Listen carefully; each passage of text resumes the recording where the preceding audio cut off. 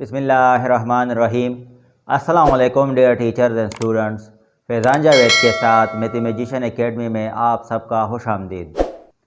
आज का हमारा टॉपिक मैट्रिसेस में है कि अगर हमारे पास system of linear equations given हो तो वो हम मैट्रिसेस की मदद से किस तरह मालूम करेंगे।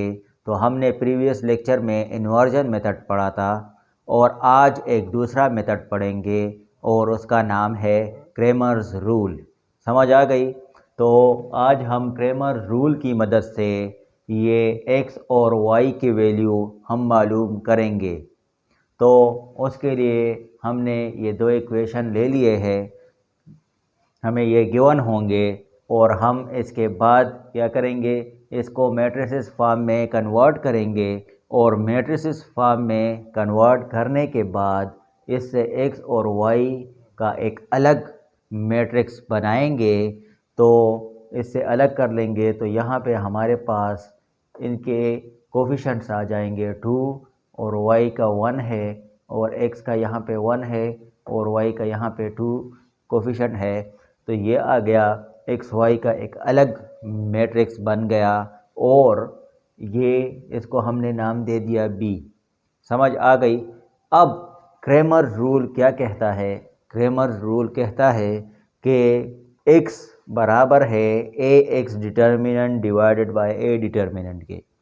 अब यहाँ पे ए एक्स क्या है और यहाँ पे y बराबर है A Y determinant divide by A determinant.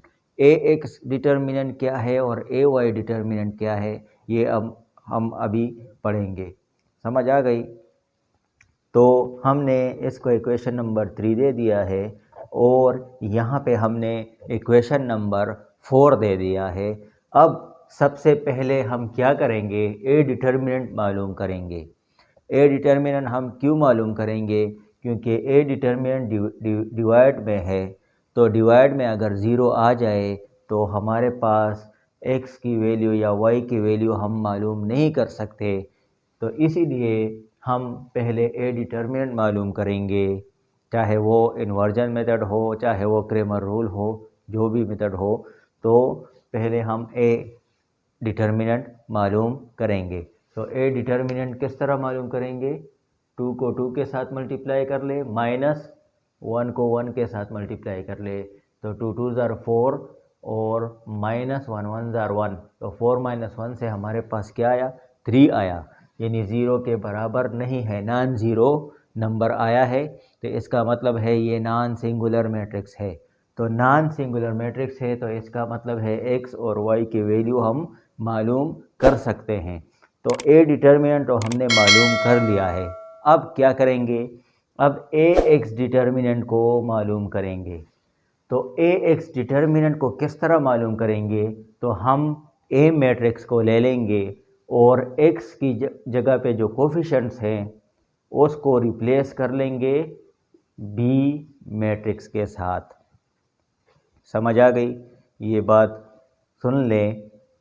हम ए एक्स का जो डिटर्मिनेंट मालूम करते हैं तो यहाँ पे हम x लिखते हैं, मतलब ये है कि x का जो कोफिशेंट्स हैं 2 और 1, ये वैल्यू रिप्लेस हो जाएंगे किससे?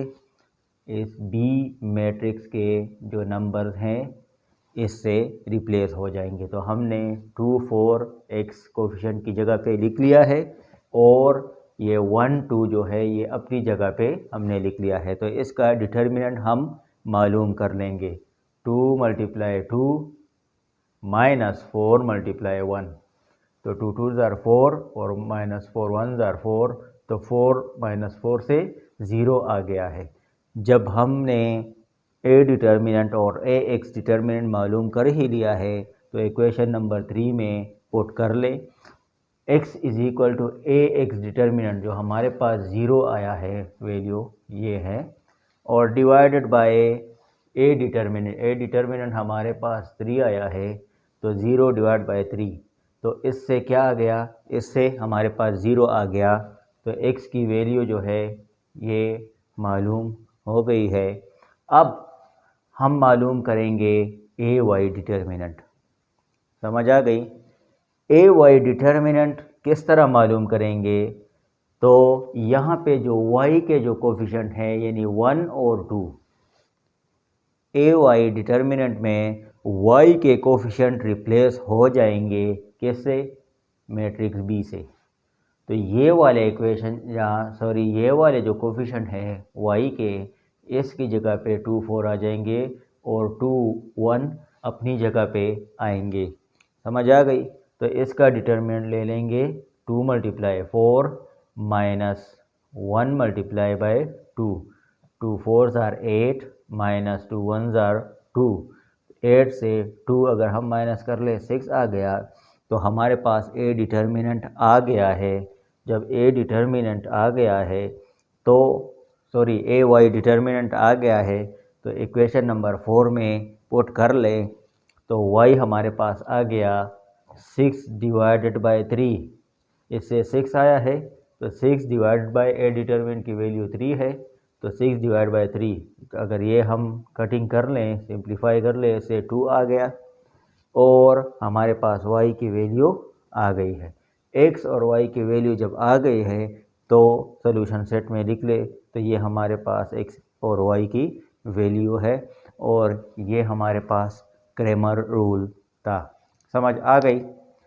अगर समझ नहीं आई तो आप कमेंट बॉक्स में लिख सकते हैं, मैं मज़ीद समझाने की कोशिश करूँगा। Thank you.